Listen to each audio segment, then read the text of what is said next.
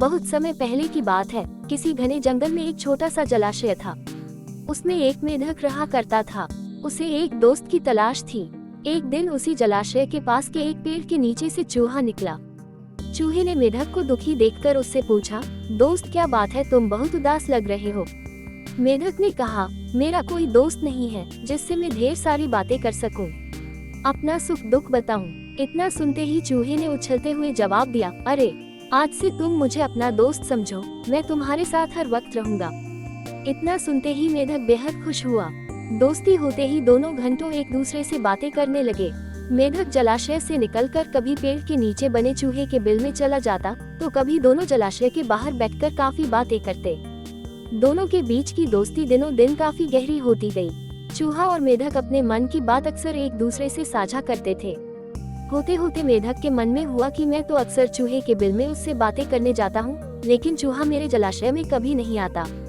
ये सोचते सोचते चूहे को पानी में लाने की मेढक को एक तरकीब सूझी। चालाक मेढक ने चूहे से कहा, दोस्त हमारी मित्रता बहुत गहरी हो गई है। अब हमें कुछ ऐसा करना चाहिए जिससे एक दूसरों की याद आते ही हमें आभास हो जाए।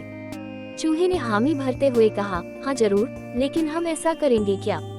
दुष्ट मेढक फटाक से बोला, एक रस्सी से तुम्हारी पूंछ और मेरा एक बार पैर बांध दिया जाए, तो जैसे ही हमें एक दूसरे की याद आएगी तो हम उसे खींच लेंगे, जिससे हमें पता चल जाएगा। चूहे को मेढक के छल का जरा भी अंदाजा नहीं था, इसलिए भोला चूहा एकदम इसके लिए राजी हो गया। मेढक ने जल्दी जल्दी अपने पैर और चूहे की पूंछ को बांध दिया। इसके बाद मेढक ने एकदम पानी में छलांग लगा ली। मेढक खुश था क्योंकि उसकी तरकीब काम कर गई। वहीं जमीन पर रहने वाले चूहे की पानी में हालत खराब हो गई। कुछ देर छटपटाने के बाद चूहा मर गया। बाज आसमान में उड़ते हुए ये सब रहा था। उसने जैसे ही पानी में चूहे को तैरते हुए देखा तो बाज तुरंत उसे मुंह में दबाकर उड़ गया। दुष्ट मेढक भी चूहे से बंधा हुआ था, इसलिए वो भी बाज के चंगुल में फंस गया। मेढक को पहले तो समझ ही नहीं आया कि हुआ क्या। वो सोचने लगा आखिर वो आसमान में उड़ कैसे रहा है। जैसे ही उसने ऊपर देखा तो बाज को देखकर वो सहम गया।